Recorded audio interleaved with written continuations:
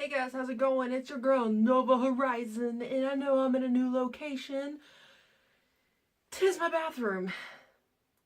This is what rock bottom looks like, kids.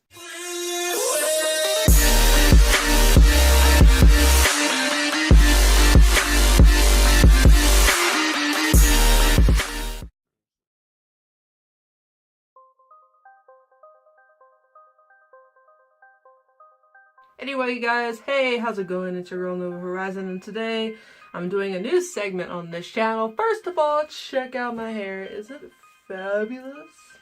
This is a new segment I'm doing on this channel. It's a very odd segment, but I figured it'd be a really cool segment to sit here and talk to you guys about this amazing segment for this channel. I look ratchet. Oh my god, dude. This segment is called Neverland Stories, which is basically I have the most weirdest dreams ever. And it's just like all these years I always wanted to do story time videos based on those dreams that I've had before. And this one takes the Nobel Prize. This freaking dream. It's just out of the ordinary. It was so different. It was so awesome. It was really intense. This dream was so intense. It was just, ooh, no, don't you do it. My ghetto tripod thing, yeah, I'll be getting a legit phone tripod thing soon. This one has like a selfie stick strapped on an actual camera tripod, and it's so ghetto. But anyways, this is not the point of this video again. But there's eyeliners getting on my nerves. I'm sitting here worried about my makeup when y'all guys want to dream. Y'all want to hear a dream. Oh my god. I never had so much control of a dream before. Normally I've always been good about controlling dreams, but this one took the prize, okay? This one took the prize. This dream starts out with me getting kidnapped. Like, there's no, like, opening plot, no opening credits. It's just straight to the point. Like, literally straight to the point. And it was just like, you're getting kidnapped. That's it. I ended up waking up on the marble floor. It was actually really clean, really nice. I can literally see my reflection off this marble floor. But when I woke up, I was in like this jumpsuit and it had numbers 111 on it, which was weird. It was so weird. And then I got up and I was looking around, and then I see two guards standing by the door and said, "She's finally awake, go grab her." I was sitting there like, where the fuck am I? Why am I here? Like, there has to be some reason why my mind wants to take me here. So they decided to register me, which was basically like going through like all these little tests or whatever, which was weird. When I went downstairs, no, but this is before I go downstairs, they took me into like this medical bay, which they took my blood test, they took my height, my weight, and, you know, my waist size. They actually looked at my breast, which was so weird.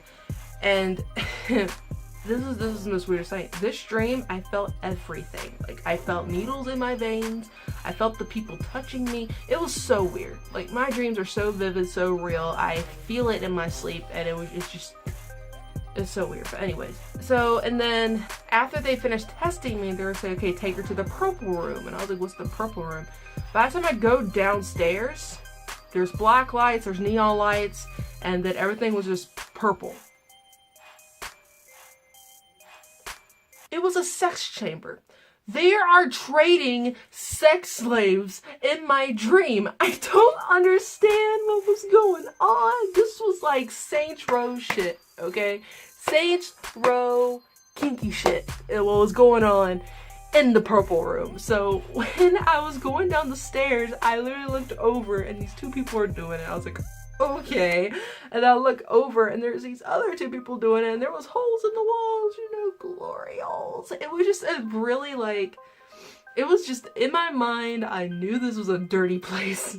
But we passed the purple room and we go into like this pure white hallway. Like, it was kind of like an insane asylum type hallway. It was just so crazy. And they said, you're going to be working with the woman as an assistant for a while till we know what to do with you. I'm like, what are you going to do to me? Like, what are you going to do to me? And then by the time they left me, they thought I was going to go to the room, everything would be cool. No. I decided to take a little adventure and see what the hell was going on. Every time I passed a room, there was either a male or a female helping out somebody. Like there was one doing paperwork, and there was one helping in the medical bay that I saw when they were doing tests on me. And then like there was just different jobs in different rooms. It was just so weird. And I came down to the end of the hall where the door was closed, and I thought maybe this could be like an exit or whatever. So I went go down to that door, opened it up, and there was this woman in there. She was organizing like a big wardrobe. And in my mind, since I was like, okay, this must be a sex slave place, so this is where they probably dress the people for trade. And then that's what I basically, like, I don't know, but I was so fucking smart. Anyway, so I walked in and she's like, oh, so you're the girl that's supposed to be helping me. Okay, so I need you to arrange colors of these clothes. And I was like, okay, maybe I can play along and figure out what to do next. So I was playing along, I was organizing the clothes and their colors and sizes and whatever. And then I saw two unarmed guards coming down the hallway towards the door, but then they were taking a left. And I was sitting there, I was like, okay, how do I get out of this? I looked over at the woman, I was like, hey, is it possible I go to the restroom? And she was like, if you're 2 minutes late, when you get back here, we'll write you up. And I was like, okay, whatever. I don't really care if you write me up. I want to try to figure out what's going on. So I left. I was like, okay, I'll be back. I left, and then I started following the guards. I actually kept my distance. Like, I wasn't right up on their ass. Like, I was literally keeping my distance from them. So as I was walking, they entered the break room, and I kind of just started eavesdropping. And then they were talking about how they're redoing the armory and the weaponry, considering that they have so many patients. This place is supposed to look like a hospital, but it's a it's a sex trade operative area. Like, this place is just like, it's nothing but sex slaves, and they're trying to disguise it as a hospital. I was like, the fuck? So, and then I overheard them, they're like, it's on the lower floor, you know, they're redoing it looks really good so far, and they already put the weapons and everything in there. I was like, what floor is lower than this one? Like, how many floors does this building have? Because I haven't got outside yet. I'm still inside. I'm like, how many floors does this building have? And then I started walking around, kind of like observing everything. This place, I'm not shitting you, there was an aquarium floor, and above us was just like this round, like, area where people can look over. It's like a banister circle thing above me, and then there was like these two stairs that go up to the next floor. This place looked like a hospital, but it wasn't a hospital. I'm surprised that people did not catch me leaving the premises, but I left, and by the time I go down the stairs, there was a bridge that goes onto the other side, because there was a river coming in between the building. Like, this building was kind of like a geometric, you know, modern house ordeal. Like, it was just really like all squares, basically all squares. And there was this river coming down, and then there was a bridge.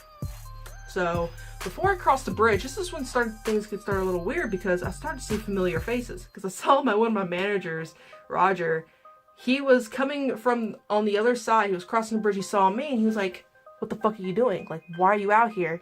You know, I don't want you out here. I don't want to get in trouble. And he was like in his normal manager attire. He wasn't in a jumpsuit. And I was just like, how come you're not in a jumpsuit? And he's like, I work for these people now. I got out of the sex trade thing. I got out of it so I can manage the place. After thinking about it now, it's actually really funny that he's my manager and he's managing this place. It's so funny. Okay, whatever. Anyways, back to the story. And I was like, are you kidding me? You're helping operating a sex slave place. Like, what is your deal? He was like, then what are you going to do about it? I was like, I'm going to find the way out. Like, I am going to try to find a way out. And he was just like, I'm going to report you to the authorities. I was like, go ahead. Like, by the time I'm done, this place will be done. And then he started like booking it back into the building, and I knew I did not have enough time because this guy was going to snitch my ass out. So I was just like, you know what? I'm out. So I literally left, and I crossed the bridge, and I was like, okay, what lower floor? Like, what are they talking about? This place was literally on a cliff. Like, it was like a big rock in the middle of nowhere, and the building's on top of this big rock. I don't understand why, but anyways, when I looked over, there was nothing but fog, and I can hear the water crashing down hundreds and hundreds of feet below us. And I was sitting there, I was like, okay, what should I do? Like, this is, and then like, I was like, okay, I want to do a risky thing. So I like looked over, like I literally took my hands on the edge of the cliff and looked over, and I dipped my head down a bit, and there was an indentation inside the cliff, and I was like, is that the lower floor they're talking about? So I literally climbed down, and I can feel myself slipping and everything because the rocks were wet from the fog and everything. So I got down, and I got into the indentation, and I turned around, and I saw this big yellow vault door, and for some reason there was no lock on the door. I don't understand why there was no lock on the door. So I decided to go ahead and go open it, and there was like this like oval shaped hallway, kind of like from like Men in Black ordeal, you know, it was just like a big white oval hallway. Went down to the very end, and it was like crates and everything like that, and I got my weaponry, I got armor, I got bulletproof vests and all that stuff. By the time I got back up there where the bridge was, there was nobody there. Nobody. Which was so... No, wait, I haven't even got to the bridge yet, but by the time I got to the bridge, there was no one there. But anyways, I was going down the hallway, I was taking out guards left and right, and eventually I run into Roger again. This is the reason why there was so many guards, because he snitched me out and the guards were trying to find me, but I was taking them out one by one, and then there was one guard that fucked me over, and I had to end up shooting him, and everyone upstairs heard, and I guess that's why everyone disappeared. But, so Roger comes up to me, he's trying to like cuff my hand, so I keep fighting with him, and he was like, I'm not gonna let you ruin this for me. I was like, ruin what? Like, what are you trying to accomplish out of this? He's like, I gotta pay bills somehow. I was like, what is your problem?